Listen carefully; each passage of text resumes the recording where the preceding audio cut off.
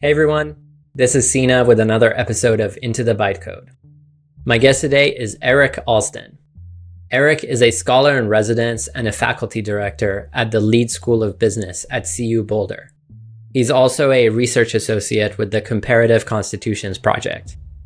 So this was a conversation about constitutions, and in particular the US Constitution, how it was designed, what its defining characteristics are, how it's lasted 250 years, and how it's structured to evolve.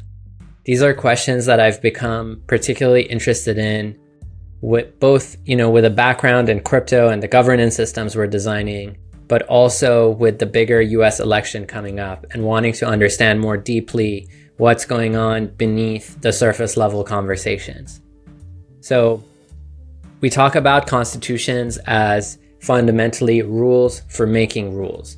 We talked about presidential versus parliamentary systems, the relationship between the federal government and state governments, the first past the post system and how it's locked us into a two-party system. And we also tied it into crypto and how the various governance experiments may eventually play a role in broader society. This was packed with learnings for me personally, and I hope you enjoy. So maybe as a first question, I shared a bit about how I've gotten more interested in constitutions, but you've been working on this for a long time. And constitutions, institutional economics, what do you find to be compelling about this field of study? Why do you think it's worth spending time understanding these questions? So the sort of animating mantra of institutional economics at a minimum is institutions matter.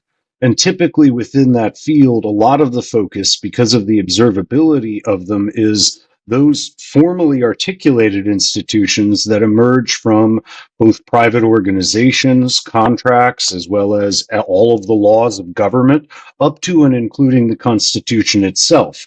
And so the mantra of institutions matter can be productively unpacked into recognizing that the extent of kind of voluntary and, at times coerced social production hinges integrally on choice of rules coordinating and compelling individuals within a particular society.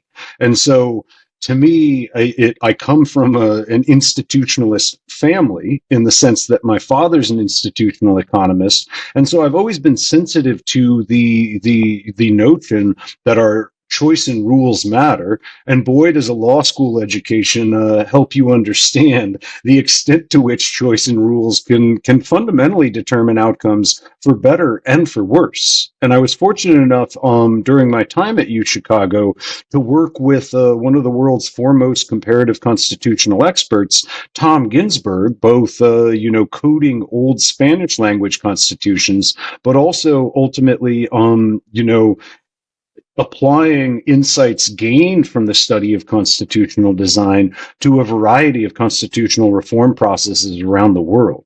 And so that all led to kind of both a grounding in economics from my time in grad school at the University of Maryland, but also a deep familiarity with the range of design options that are possible in terms of choice in secondary rules, or as it's more commonly understood, choice in constitutional design features. Mm. So you kind of see constitutions as, it makes sense. They're the rules. They're the rules that govern society. And you're saying that this has a big impact in how things play out. Do you have a sense for how different constitutional designs, maybe across different countries or different eras, have led to different sorts of outcomes? Is there kind of an impressionistic painting of these kind of causal or correlations, relationships that you can draw?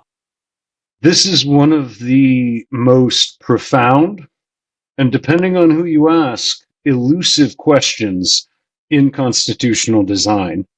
And the dismal perspective is one that these things are emergent as a function of the choices of the individuals who are designing them at a particular moment in time.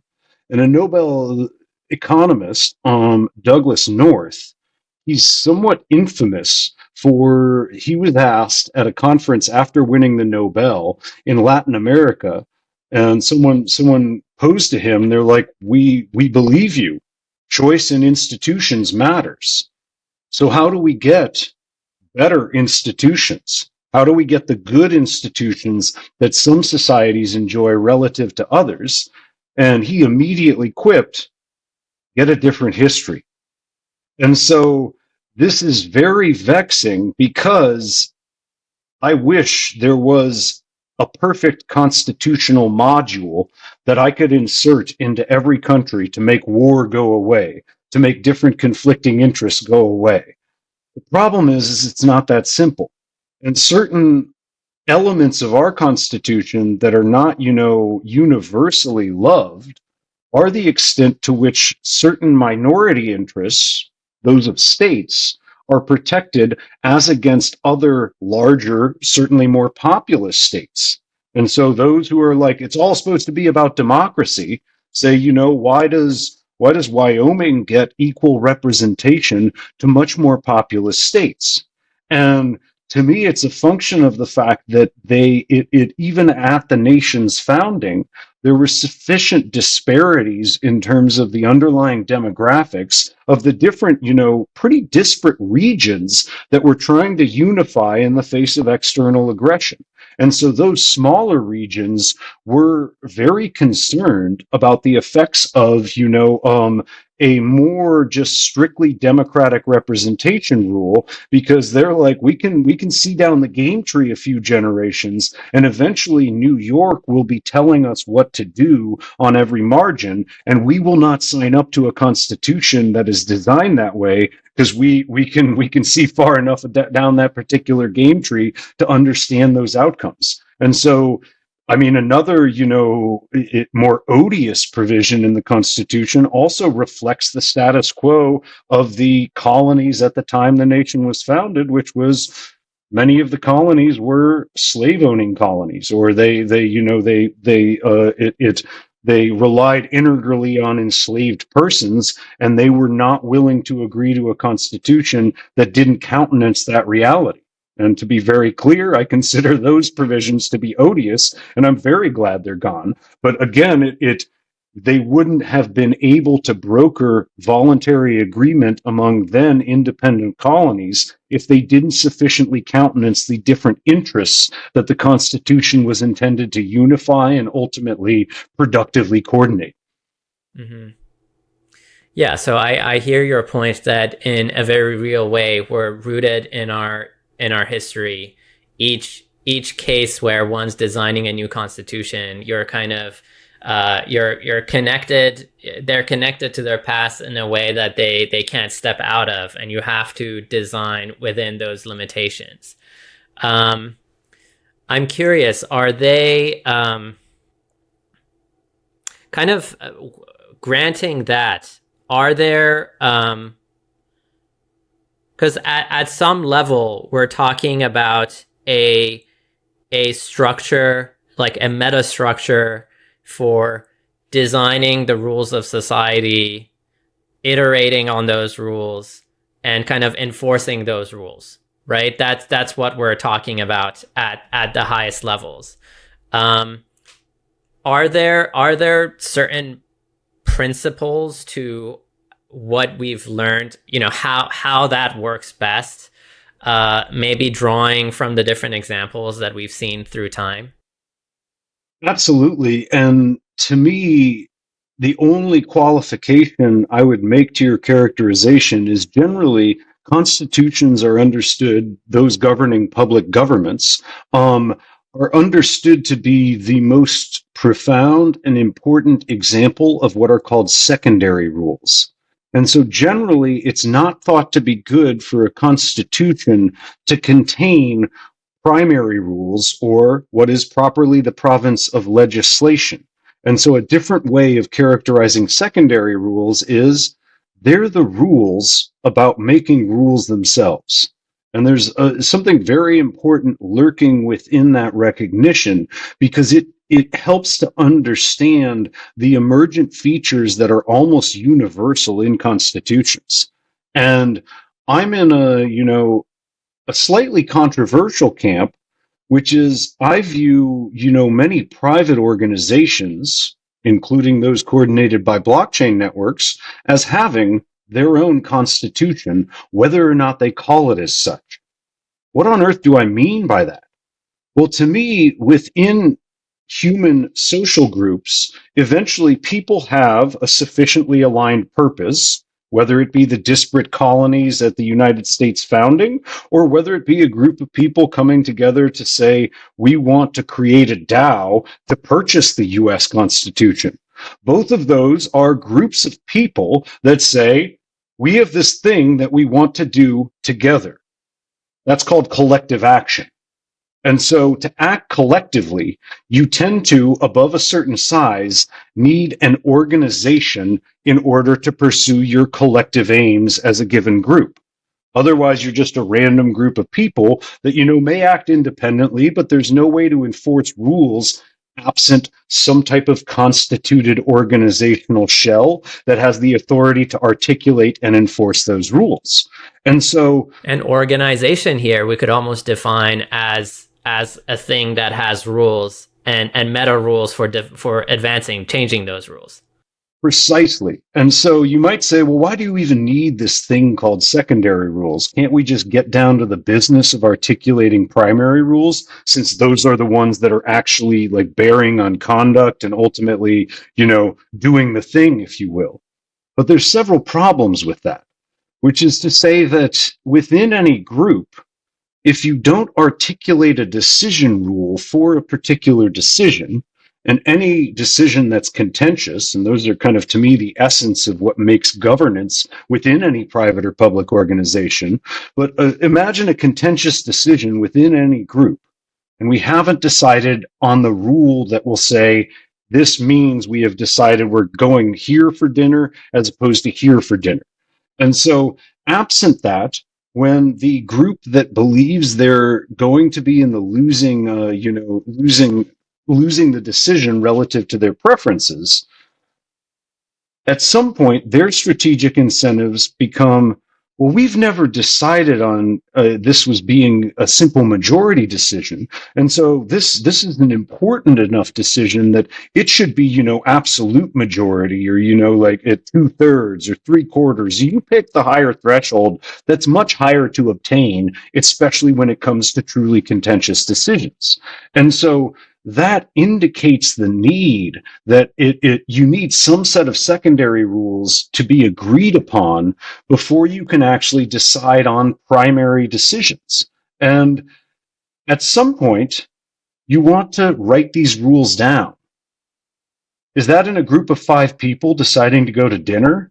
I hope not. I don't want to go to dinner with those people if they're like, we need to write down every rule we're governing. No, it's like below Dunbar's number, as it's called. You generally don't see the emergence of formally specified institutions emanating from a particular group. But above Dunbar's number, and that's been estimated to be anywhere from 150 to 450 people last I checked, and above that number, there are benefits to actually specifying the rules, but there's a few other weird things that happen once you cross that line and you're a group of 1,000 people. The first is that it's generally not efficient to poll 1,000 people for every single decision you're going to make. Granted, technological innovation gives me hope that, we may actually have more direct forms of democracy. But typically, and this persists to today, given the real cost of people's attention, what you see in practice is what's called delegated representation. And so instead of all 1,000 people showing up to every decision, a subset of the group's members represent a larger set of the group's members. And so in practice, you then have delegated representatives engaging in a collective decision. Again, sort of emergent at this particular scale is the reality that for collective action within groups of this size, it typically involves people doing different things. And so typically you have another subset, maybe drawn from the same group of delegated representatives, maybe drawn from other people in the group. You have another set that executes those decisions, that acts upon them, that implements them, that oversees them. And, in private sector context, this is kind of the management. They tell people what to do in furtherance of a collective decision that has been wrought. And so then in groups of this size, it's often thought, well, the collective decision authority doesn't always get it right, and those executing these decisions don't always get it right. And do we need some type of review function for disagreements emerging from collective decisions or the execution or implementation of these decisions? In many private sector contexts, all of these functions exist within the centralized management of a private firm. But as many firms are criticized, that isn't always the most representative set of ways to proceed. And especially when it comes to public governance contexts, you see the emergence of the separation of these critical functions. And I've deliberately avoided the words that I'm actually talking about in public constitutional contexts. The collective decision is the legislative function, articulating primary rules. The execution or implementation, or dare I say administration of those decisions is that of the executive branch and the administrative agencies that tend to reside within the executive branch and ultimately hew to the decisions of the executive.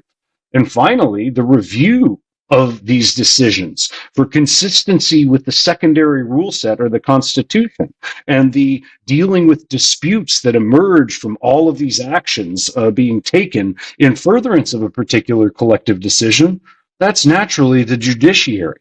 And so ultimately, these sort of canonical functions of constitutions in a public government sense, I view them as more ubiquitous to any collective action organization above a certain scale. Again, if it's 10 people, you probably don't want to sit down and write all of this stuff out. I hope not. You're in the wrong group at a minimum if you need to. But above a certain scale, it's generally thought to be emergent, the articulation of secondary rules in furtherance of a particular collective decision or an organization's animating purpose, as it's sometimes called. Yeah, that makes a lot of sense. So maybe taking the case of the United States. So we talked about how these three kind of branches are concerned with creating the primary rules, creating, administering and, judging the execution of primary rules. So how does such a structure evolve the secondary rules themselves?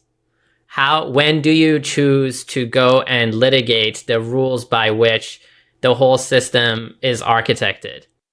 I mean, that's a pretty deep question. And so a different way to put it is, what provokes a constitutional moment?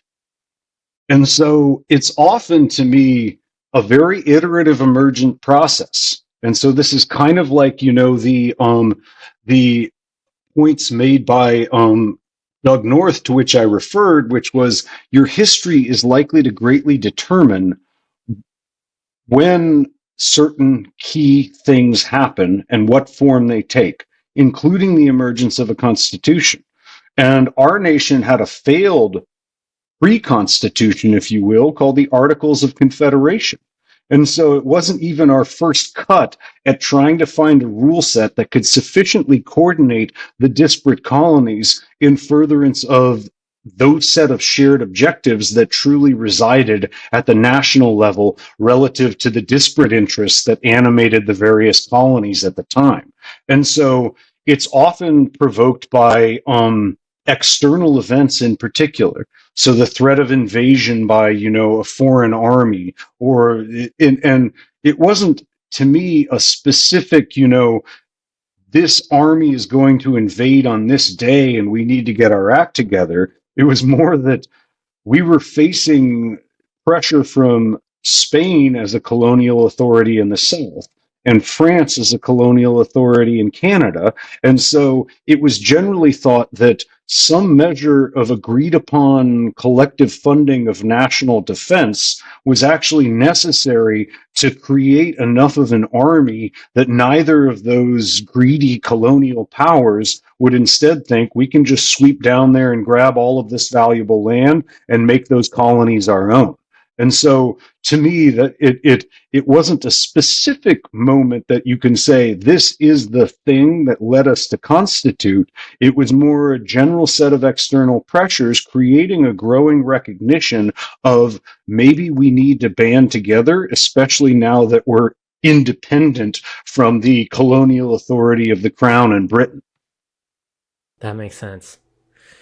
Why do you think that I read on the I think it was the congress.gov website that the US Constitution is the longest operational one at this point in the world? Why do you think it's been able to sustain itself for that long?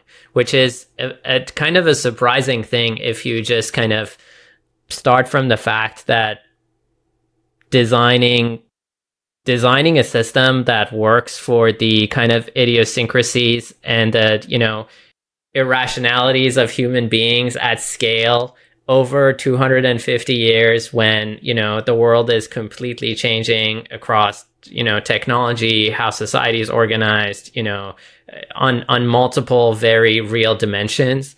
How is it that a system like this has been able to sustain itself? To me, it feels like it feels like almost like a miracle, kind of looking at it from the outside. And you're asking pretty deep questions. This one cuts at one of the more interesting and long-standing debates in constitutional design theory. And so before analyzing the US, I want to preview an interesting finding from the study of constitutions around the world, which is Elkins, Ginsburg, and Melton. They have a book entitled The Endurance of National Constitutions. And what they were interested in exploring is right there in the title. What causes some constitutions to endure much longer than others?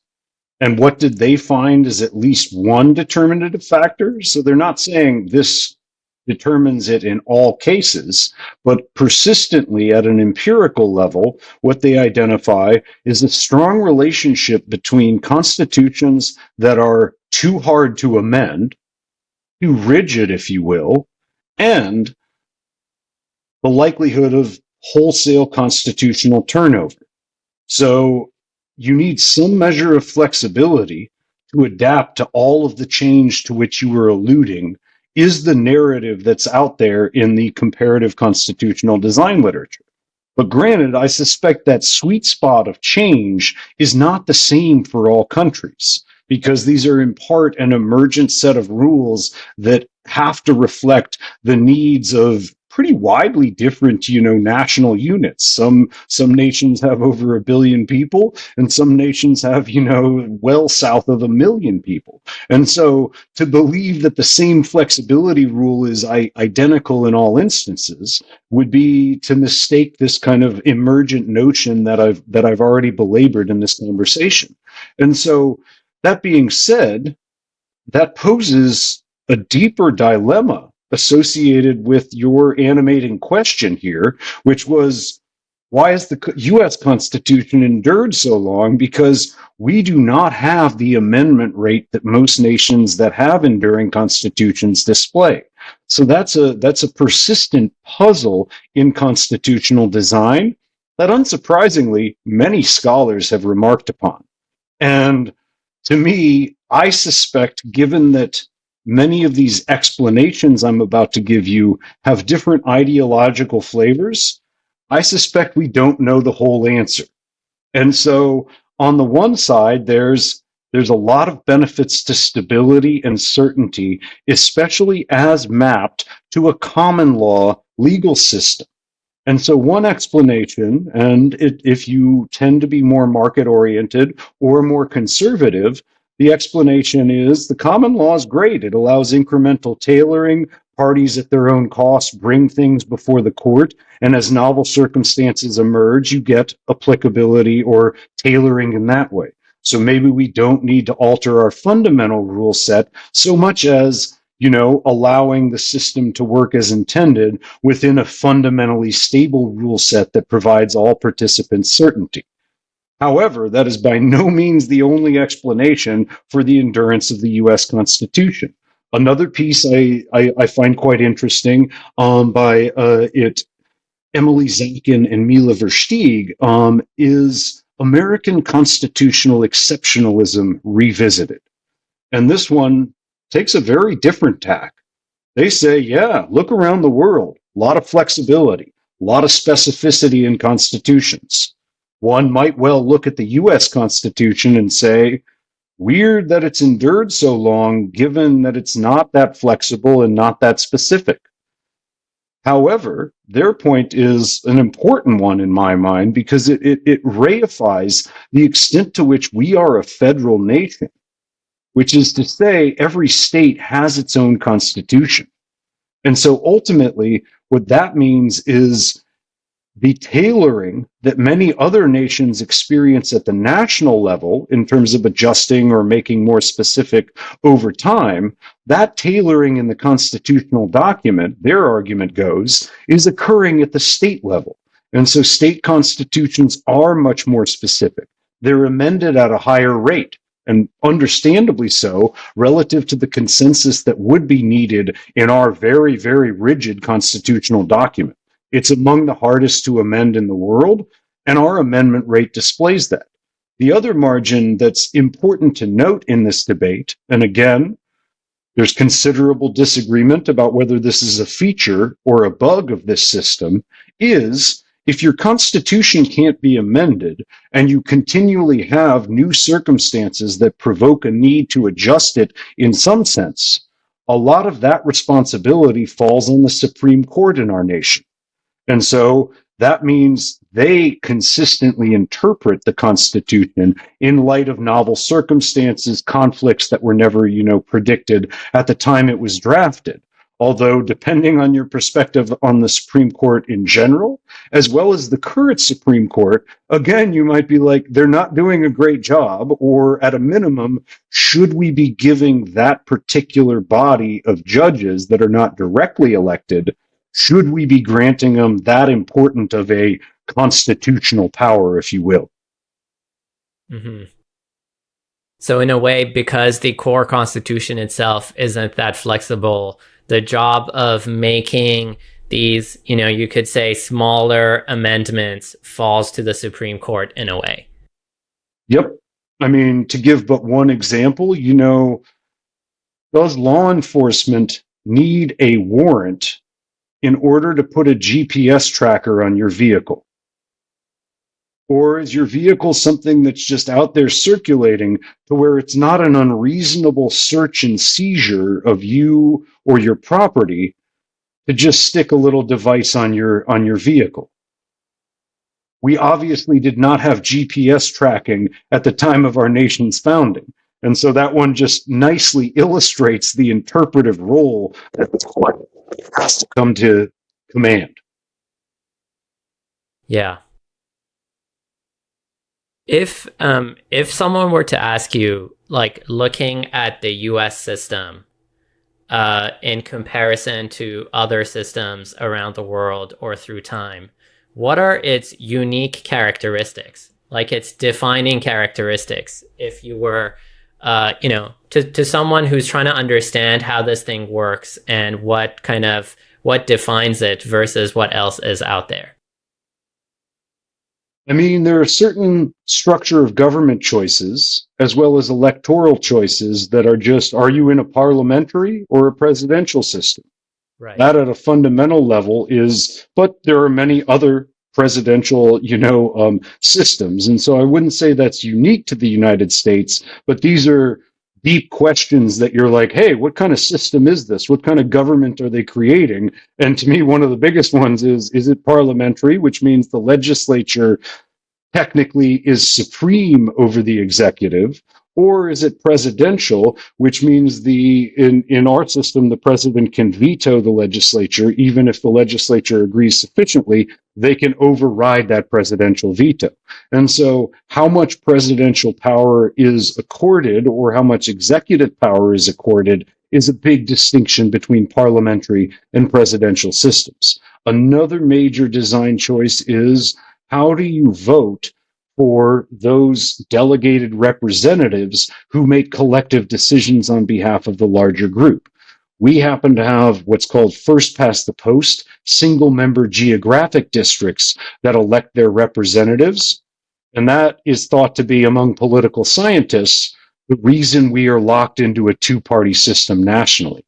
Again, that's not unique to our nation, but again, very important design features that are worth countenancing when it comes to understanding the system in the United States itself.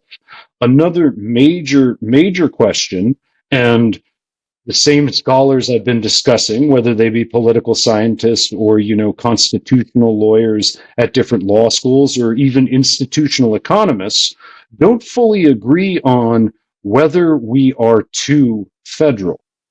But make no mistake, we are a very federal system. Some people are like, actually, the national government in Washington has come to command far more power than it was envisioned originally. And others are like, it needs more control over these disparate states.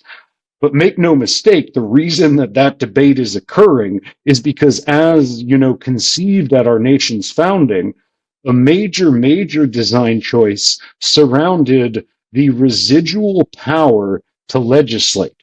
And that residual power is allocated to the states, not to the central government. What that means is the Constitution says these are the things, and these are the only things that Congress in Washington gets to legislate on. Everything else is the province of the states. Make no mistake, there are ways in which the national government in Washington has come to command considerable authority over outcomes in individual states. Interestingly enough, it's the power of the public purse that is among the most sort of, whether you want to call it a carrot or a stick, probably determines your view on whether this is a good thing. But again, Congress says, we don't like these educational policy choices that certain states are making. And that's an area that the states largely get to determine themselves. But what does Congress have a lot more than most states of? Budget, money. And so they say, if your state level policy that you command the residual authority over, if your state level policy doesn't conform to these federal standards, do you want interstate funding for next year? Do you want, different other areas that we're willing but not required to fund for you? And so in practice, it's messier than the original design envisioned. And once again, it splits pretty cleanly on ideological lines as to whether or not it's a good thing that Congress is wielding that particular carrot, or depending on your perspective, stick, as against the areas that states maintain the authority to legislate in. And again, why do they maintain that authority? Because the original design, and I don't think the disparate colonies would have agreed to a system that said, actually, the residual authority to legislate resides with the National Congress. Because then it would say, okay, states, you get to define these limited areas, but anything else that comes up, anything else that doesn't fit into the pre-specified buckets of this is the stuff that you get to make the legislative decisions about, would be decided by the center. Instead, we're in what's considered to be a more federal system, which is the states retain considerable authority to make decisions over the disposition of their own affairs. Into the Bytecode is sponsored by Splits. Are you tired of sacrificing security for usability? Splits believes it's still way too hard for teams to self-custody their on-chain assets. They're building a new kind of internet-native bank on top of Ethereum. Splits makes it easy for teams to manage the whole lifecycle of their finances. from structuring revenue sharing agreements using payment flows like splits and waterfalls, to managing those earnings once you receive them using passkeys and smart accounts. Splits is being used by teams like Protocol Guild, Zora, Songcamp, and others. I'm a big believer in them and recommend checking them out. You can learn more at splits.org. Yeah, it's interesting to juxtapose this with ideas from, more modern ideas from, say, network states or something like that, which, in the states under a federal government model, there's an assumption that the people of a state are coherent with each other, and them having decision-making power over themselves is a good way to organize things. And it makes me think about ideas we've talked about around, online communities of people dispersed around the world potentially having bargaining power and, shared values that they care about. But maybe staying on the theme of, the U.S. in particular, between the federal and state governments and the value that budget and, financial, money makes. What are the inflows and outflows that the federal and state governments have, and how does that balance kind of play out in practice? So this gets at a deeper question, which is, one could be forgiven for my narrative thus far as indicating that it's principally constitutional design choices that have led to the endurance of our system of government. But I also teach financial markets and institutions.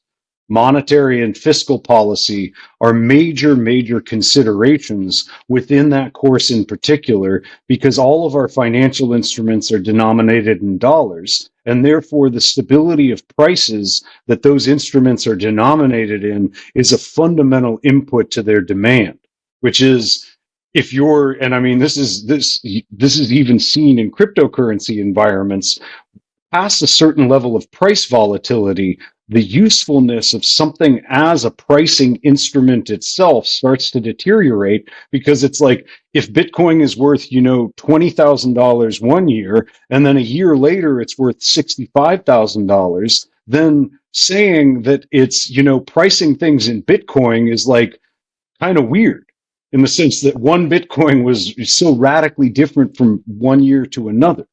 But part of the reason that Congress has come to wield such tremendous fiscal power is, to me, partly due to the economic strength of the United States in the 20th century, and partly due to historical accident. And again, the jury is out among many better informed scholars than I on the question of which of those it is, or which of those is a more important explanation. But we were the only country to continue to be convertible to gold following World War II, and under what was called the Bretton Woods arrangement, most European countries that were not under Soviet influence pegged their currency to the dollar in order to obtain a price stability that their own governments couldn't actually themselves secure. And so we said, in London, at our gold window, central banks can convert dollars to gold at this specified amount. And so everyone starts denominating contracts globally in dollars. Because if, you're in one country and I'm in another, and we each have our own currencies, neither of us wants the contract denominated in the currency of our counterparty, typically. But then if we're going to choose, what's the natural choice? Dollars. They're convertible to gold at a known rate, and so the risk of a particular choice of currency is lowest in that context if we both choose dollars. But what starts happening? Well, in order to service these contracts, banks around the world also need dollars on hand. And so it becomes a kind of path-dependent, coordinative equilibrium where, even if I don't particularly want dollars, as a bank, it may well be the case that I need to have them on hand to satisfy the extant demand of parties and counterparties that want to denominate their contracts in dollars. And we were an economic powerhouse, for, at least in the post-war era until sometime in the 60s.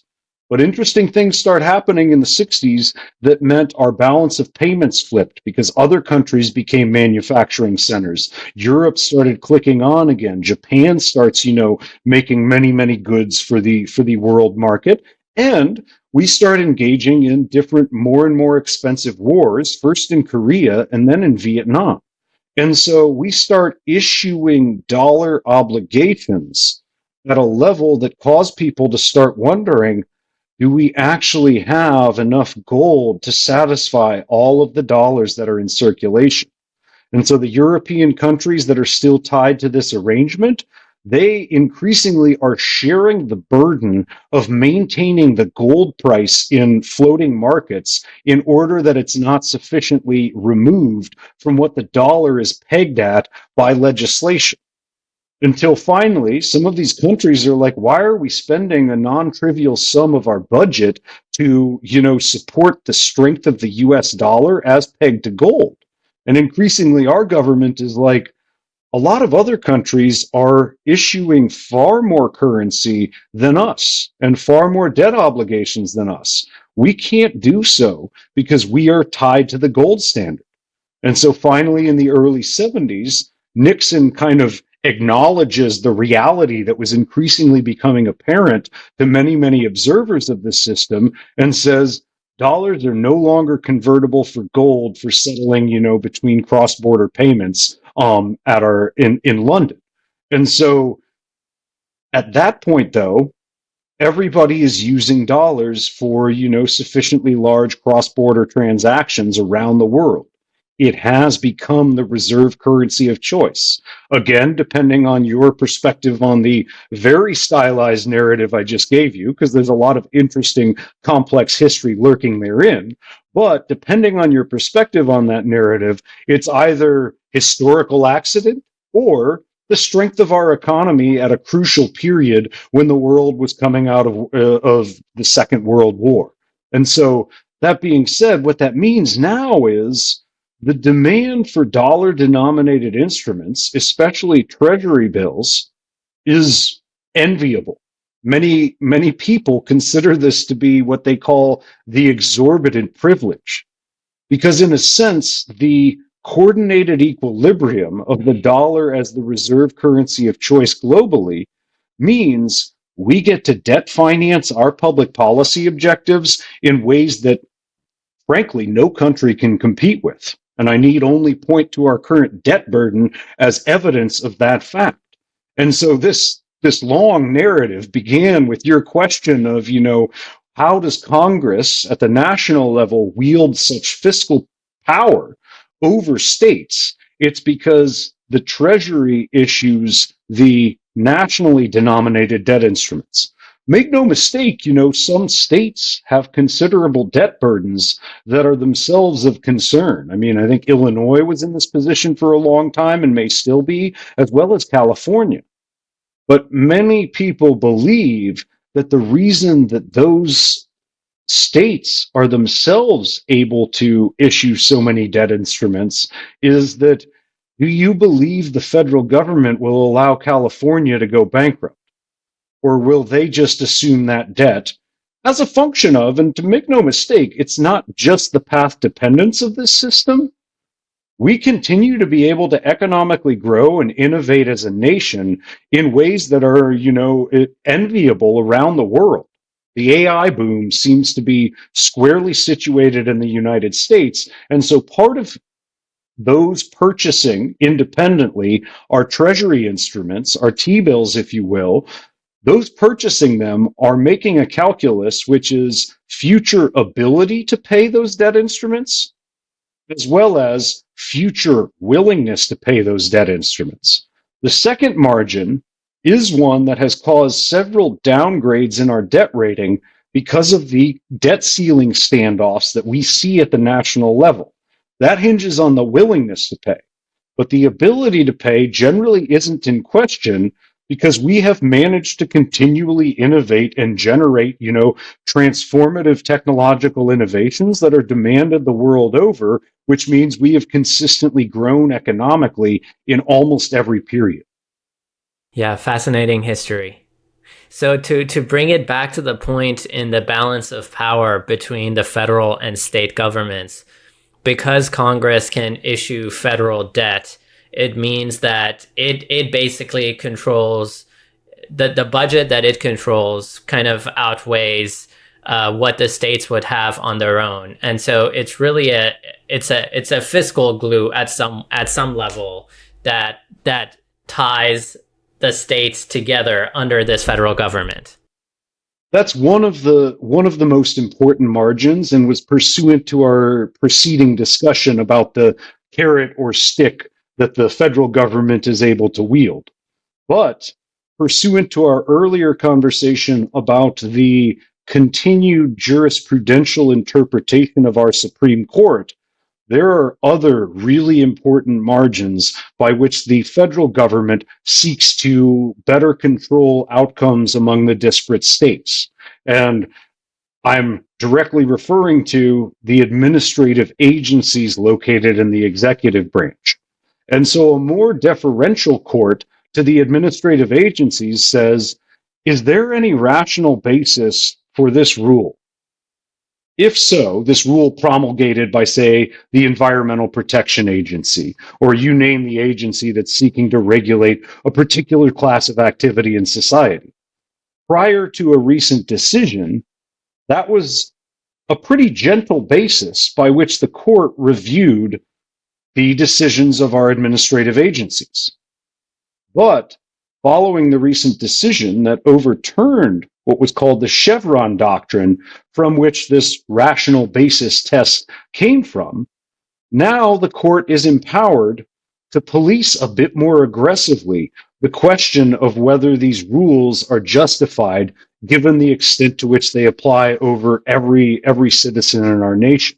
And so that's just to say that the fiscal glue we've been describing is a very important component of this puzzle, but make no mistake, there are other very important pieces of this puzzle, including the scope and specific substance of the decisions made by our administrative agencies, which apply to everyone around the nation. And again, of course, whether or not you like the recent Supreme Court decision or like these agencies, often cuts pretty cleanly along ideological lines. Mm-hmm. Maybe going back to your previous point about presidential versus parliamentary systems. What are the ramifications of that choice in the larger system? So I'm asking the biggest possible questions, and, and I'm learning a lot in the process. And I think other people will as well. And so, I mean, again, it's comparative institutional analysis is fascinating and understandable, because it's like, could we do better if we chose a different rule to govern these outcomes? And so it's not to say we're doomed, it's all path dependent, we can't construct anything with our rule choices.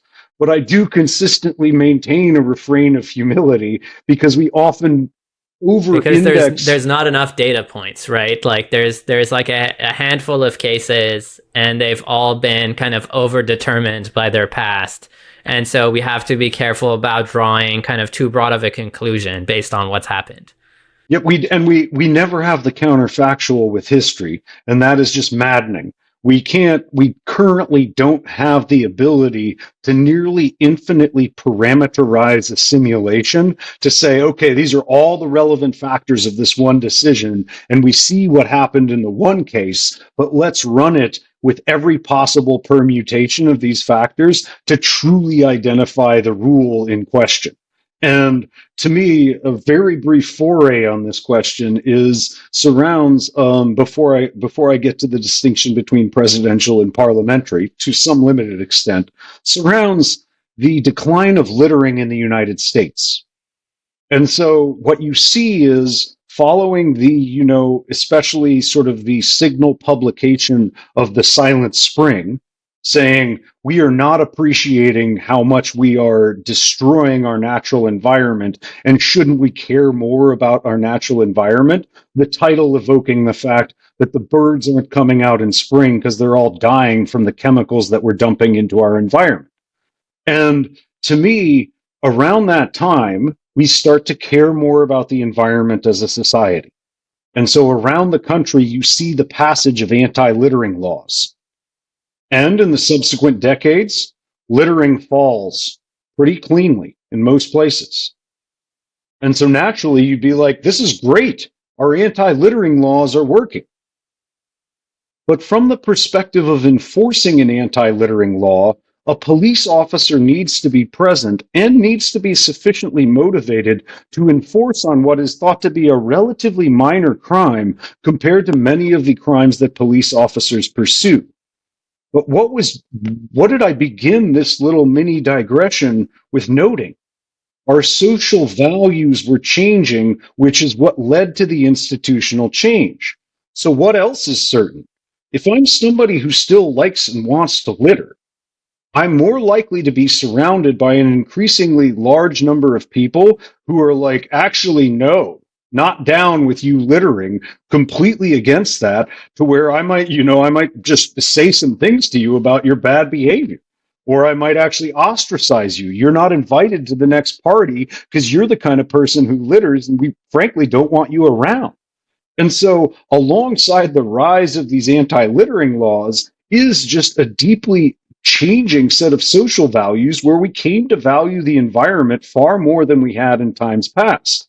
And so the puzzle is, was it the laws? Which, if I want to litter and I happen to see a police officer in my line of sight, I just wait until I'm 2 blocks further and then I toss the litter. And so for me, there's some fundamental problems with believing that it is at least the institutions, the formally specified ones alone, as opposed to this changing set of social values or norms surrounding the practice of littering.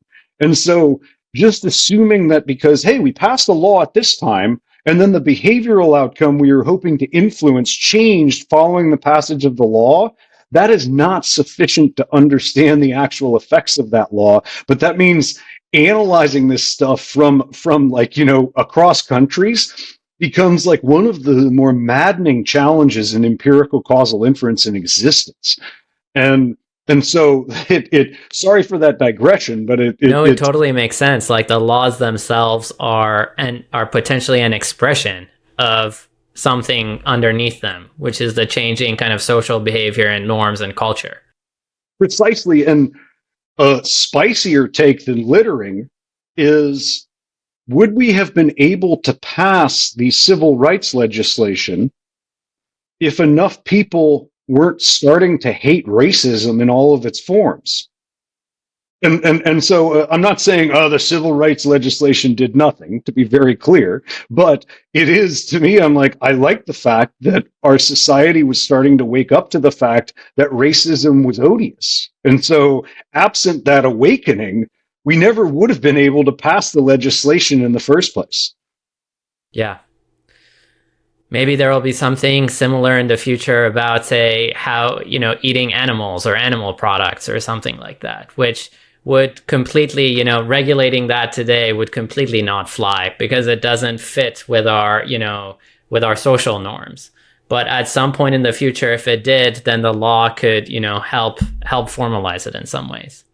Yeah, although I think we're a ways off from that, both from people's beliefs, but also an important component to the outcomes that we see in practice are the economic interests that can also influence legislation. And so a few states have recently banned any type of cultured meat products. And the nominal reasons surround, we don't know all of the health effects of these things. Which I think is true, but I'm not personally sure that's a reason to ban something, especially given the things with known negative health effects that we allow to persist in society because people enjoy them. People enjoy smoking cigarettes. People enjoy drinking alcohol. I like a glass of red wine myself. And so, that being said, what is also true is cultured meat products potentially cut into the revenues of, those who are engaged in, animal husbandry of a variety of stripes. And so, is it the health concerns? Is it the ranchers? Is it an ideological battle all the way down? Problem is, it's probably all of those things at once. And so, again, disentangling the reasons for a particular collective choice at the state or national legislative level is a complex exercise that involves digging into more than just the facially articulated reasons of we're passing this bill for these reasons to achieve these outcomes. Mm-hmm. So back to the presidential versus parliamentary. And so it's again, a big distinction is the extent to which the executive has some type of supremacy over the legislative body. And so in presidential systems, the choice in president matters, it's thought to be a lot more than in parliamentary systems that ultimately the parliament itself tends to elect the prime minister. And so people's votes co-determine legislators as well as the executive arm that is implementing, administering, or executing the collective decisions of that given legislature. And so generally when a prime minister feels as if they are not effectively representing the will of the legislature, the only power that they tend to have, or effectively representing the will of the people, as the case may be, the real power that they tend to command is to call a new election, to try to galvanize what they think should be more support for the agenda that they have pursued atop the legislature that kind of formally commands them. And so most recently, Macron in France pursued exactly this outcome in the face of waning popularity, as well as a difficulty of achieving the consensus within the existing parliament to pursue things collectively. And so that is a pretty big distinction that is thought to characterize outcomes between nations. That being said, there are very empowered presidents and there are more constrained presidents within these systems. Another major distinction surrounds whether you're in a proportional representation system or if you're in the system that we have in the United States, which surrounds, as I noted, first past the post single member geographic districts. So the districts are not voting on which party do you prefer? Do you like the Greens? Do you like Labor? Do you like, these more sort of right-leaning nationalist parties that are currently enjoying quite a bit of popularity in Europe? Instead, in first past the post single member geographic district systems, those and individual campaigns representing a particular party within that district.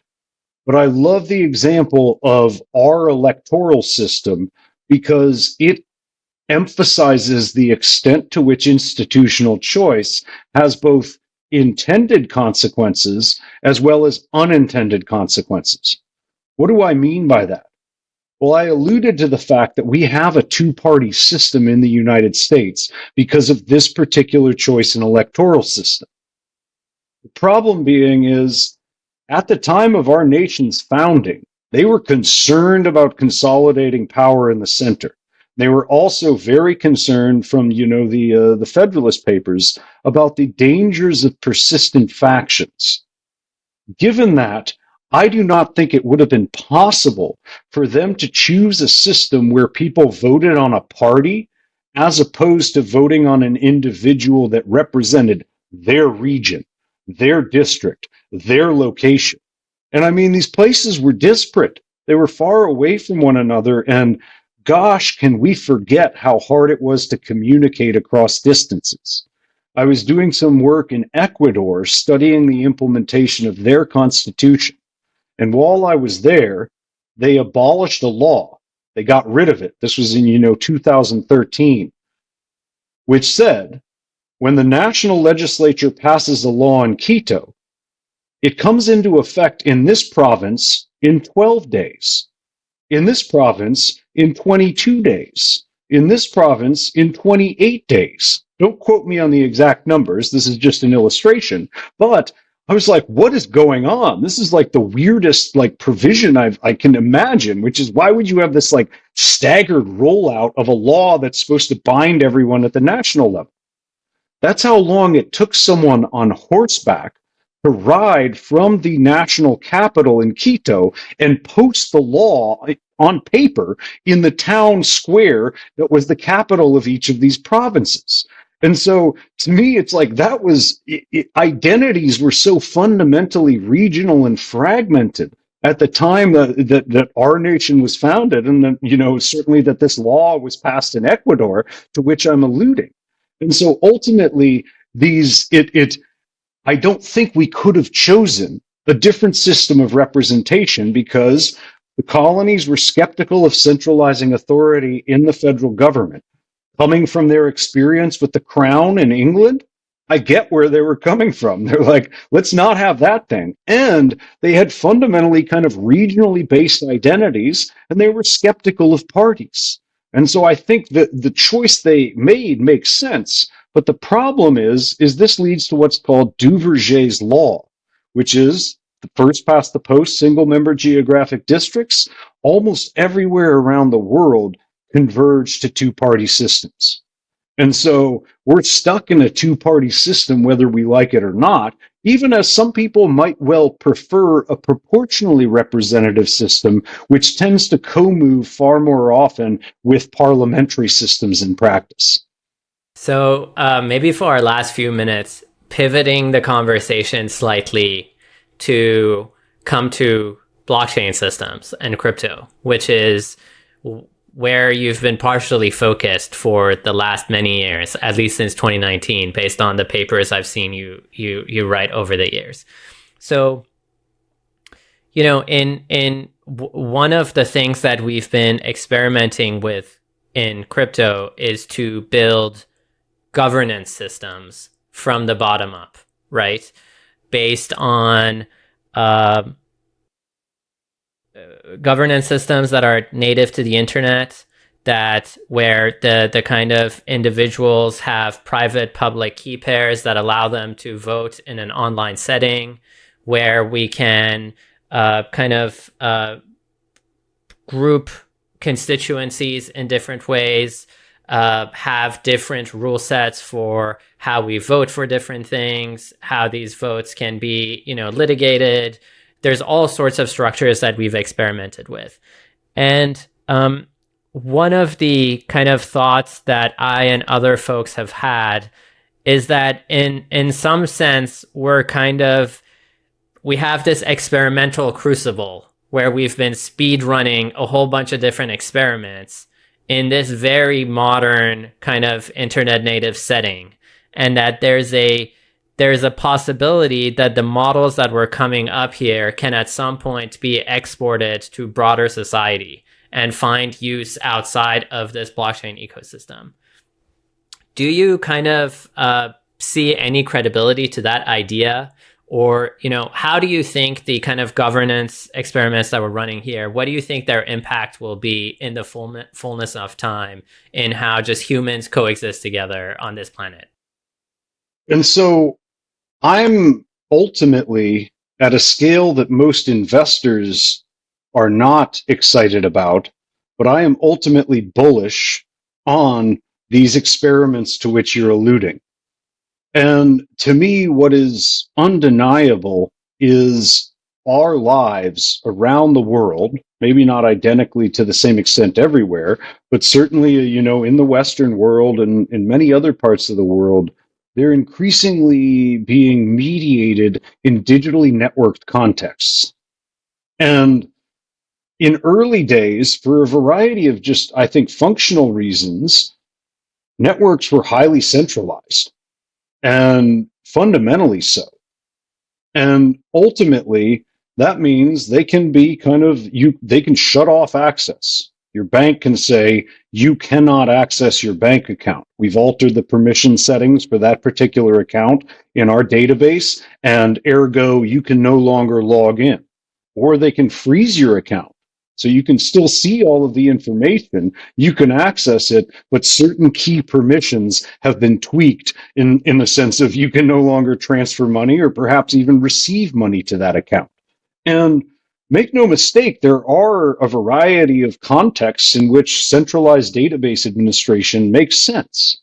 But to me, I view the analogy as deliberately motivated by constitutional systems.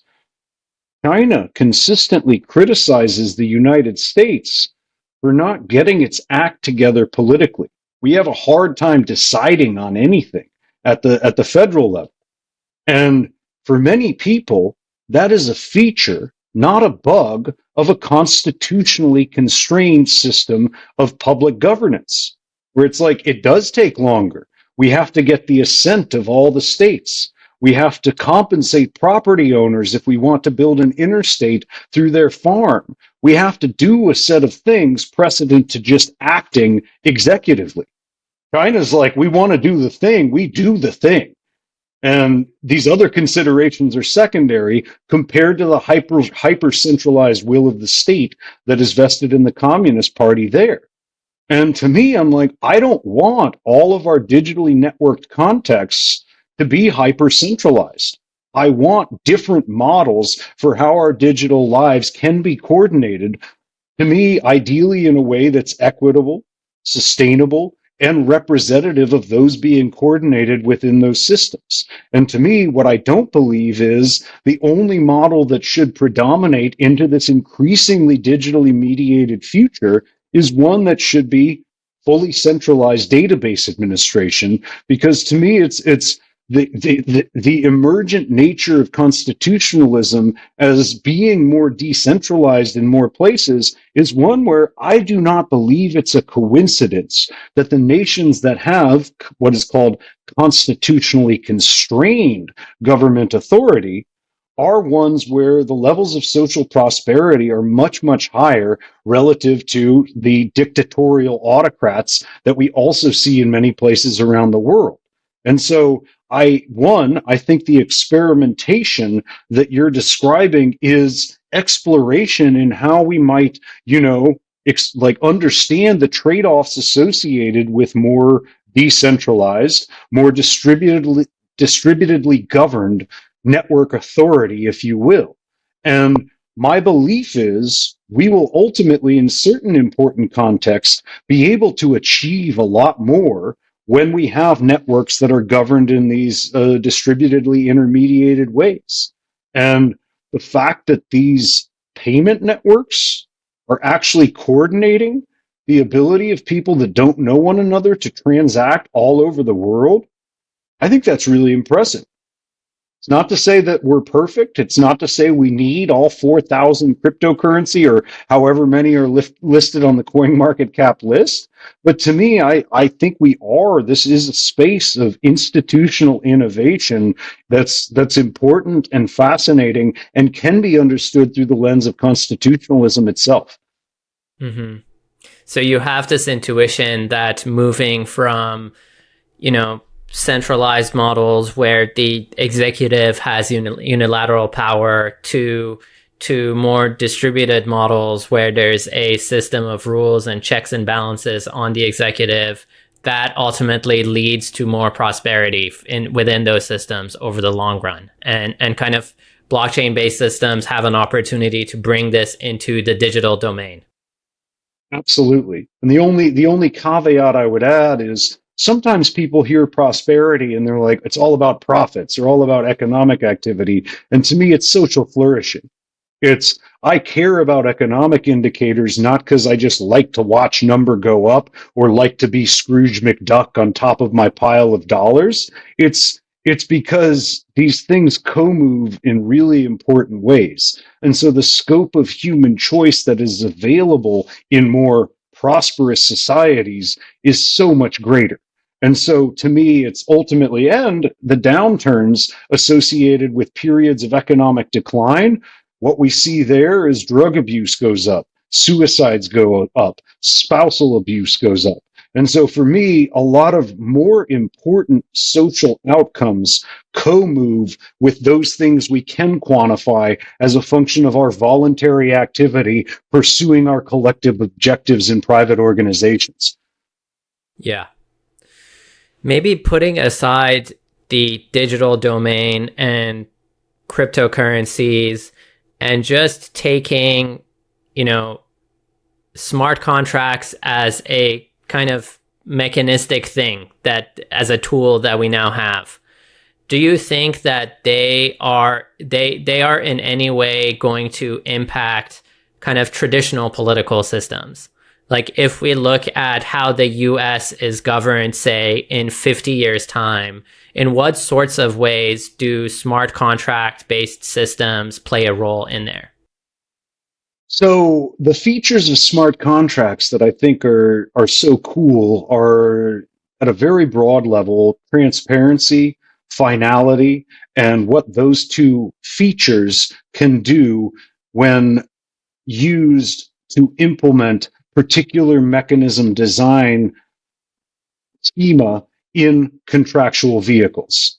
And so knowledge that certain rules that can be encoded in if-then statements will execute the way that they are specified gives both potential parties to a contract significant confidence that often is not lacking, or that is often lacking in sort of analog contracts, if you will. I dislike dumb contracts. That's too pejorative. But ultimately, to me, for public sector contexts, I think there will be certain valuable applications predicated on reliable recordation of public information, but also for a variety of potentially public procurement and disbursement of public funds. I think those are the nearer term areas where more reliable, more transparent, more finally executable provisions of contracts will have purchase. That being said, I'm often also the person who reminds a lot of folks about there are many contracts that are incomplete, many of them by design, which is to say the value of the relationship between two parties is often the glue that holds a contract together. And so it's not the specific set of if-then statements that can be reliably encoded that is the sort of true meat of the contract, if you will. Instead, it's actually the broader human relationship that the contract is just a signifier for, and both parties typically going into a contract that they voluntarily assent to don't want things to go wrong, but they're naturally concerned about the possibility of things going wrong. And so having the set of contracts, and importantly, a third-party administrator, aka a court, empowered to resolve things, creates a set of defaults that reduces the scope of uncertainty to which both contracting parties are subject. And if the scope of uncertainty reduces enough, then a voluntary commitment between parties, a fairly complex one often, is able to proceed. And so for me, I think there are many really cool applications of smart contracts, but they have to be in contexts where outcomes are reliably measurable and, inputs are highly unitized. And so where are we seeing some of the early applications of smart contracts? Naturally surrounding the exchange of financial instruments. Because, those are already abstract, unitized instruments that we have sufficient specificity governing them that they are tractable to automated resolution. And so I'm both an optimist in the sense of we should be continuing to pursue the development of these tools, even as we have to understand certain areas where they're fairly limited in terms of the set of human activity that they can coordinate. Yeah, 100%. Well, thank you, Eric. I've appreciated you giving me this opportunity to interrogate you. Hey, I have a small ask here. If you've been listening to these conversations and want to support what we're doing here, I would really appreciate if you leave a rating and a review for the podcast. It might seem like a small thing, but it actually makes a big difference to help other people discover the show also. Thank you, and I'll see you again soon.